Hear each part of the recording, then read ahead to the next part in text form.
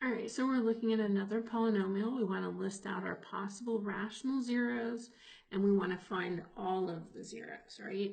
So the rational zeros, remember, we're going to look for all the factors of our constant term, which thankfully this one's very short. We got plus or minus 1 and plus or minus 3, and all of our factors of our leading term, plus or minus 1. So therefore, our P over Q options are plus or minus 1 and plus or minus 3, and that's it, right? Now, of course, so that's only 4 numbers to try, right? This thing's going to have 3 zeros. Let's do a quick graph and see if we can get a better idea, right?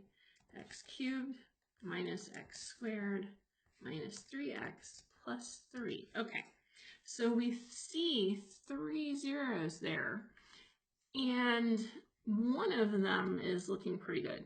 1, right? No problem there.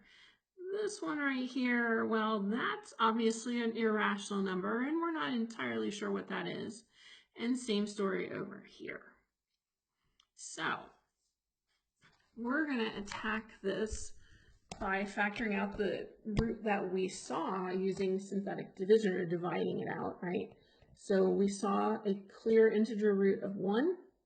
So we've got 1 minus 1 minus 3 plus 1. We have no missing terms.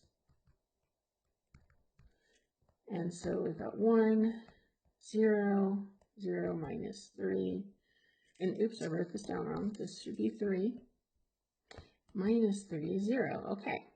So that means our function is x minus 1, and then we have x squared minus 3. And that one, if you want, you can use square root property. And we can say, oh, x equals plus or minus root 3. There we go. So we've got x minus 1, x minus root 3, and x plus root 3. So there we go. All right, what's up next? Looks like we got another one. All right, here we have a 4th order. We're going to do the same thing. We're going to list out our possible rational zeros. Our P, we've got plus or minus 1, plus or minus 2 for our factors of our constant term of -2. And our Q, we have plus or minus 1 and plus or minus 3. So our P over Q options, we've got plus or minus 1, we've got plus or minus 1/3, we've got plus or minus 2, 2 over 1, and plus or minus 2 over 3. So we have those 4 options to choose from, and we're going to use synthetic division to determine all of our factors. And so how can we determine a good guess? We've been doing this, right? We're gonna graph it because we can, okay? So, because otherwise we'd have to pick, there's 8, there we go, 8 options, which is not terrible. So if you didn't have the ability to graph, you wouldn't be here forever, but be there a while. All right, so we've got 3x to the 4th minus 4x cubed plus x squared plus 6x minus 2, and you can see that this thing has only 2 zeros. So, and obviously one of them is -1, that was on our list, and this one, we know what that number is, right? We know that it's 1/3, which was also on our list. So but that's only 2 of the 4 zeros. So we do need to be able to divide them out to find the other 2 zeros, the imaginary zeros, because we only saw 2 x-intercepts there, right? So here we go, right? We only saw 2 x-intercepts. This one, there's no others. So we've got to be able to find those complex ones. And how do we do that? We're going to do that with synthetic division. All right, so no missing terms again. Always good to check, because you know I'm going to throw it at you on the test. All right, so we had -1 as one of our options. Graph the negative. So 3 minus 3 minus 7, 7, 8, minus 8, minus 2, 2, and 0. Yay, it's a factor. All right, and then we said 1/3, right?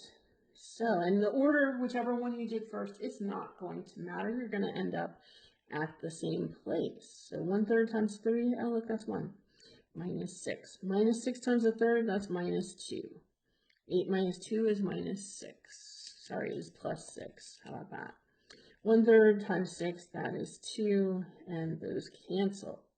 So we now have x minus negative 1, x minus a third, and then we've got 3x squared minus 6x plus 6 for our other irreducible quadratic term. But we want to know this third and the fourth roots. How do we find those? Well, first, it might be a good idea to go ahead and factor 3 out, right? We can do that. That would give us x squared minus 2x plus 2.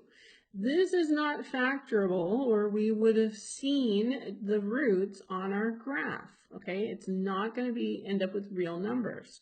So we need to use the quadratic formula.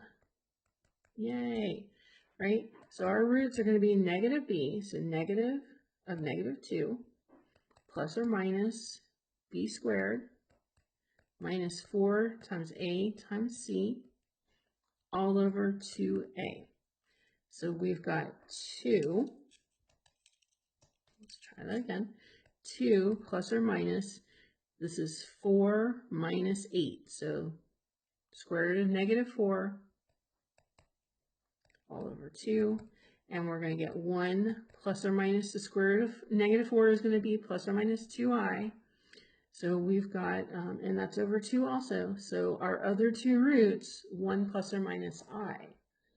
So when we finally write the fully factored form, if we didn't want to have, if we wanted to have all linear terms, we would have 3, x plus 1, x minus a third, x minus 1 plus I, and x minus 1 minus I. And there we have it fully factored, but usually we're just going to ask, hey, what are all of our roots? All right, and that's a good place to stop because we're well over 5 minutes.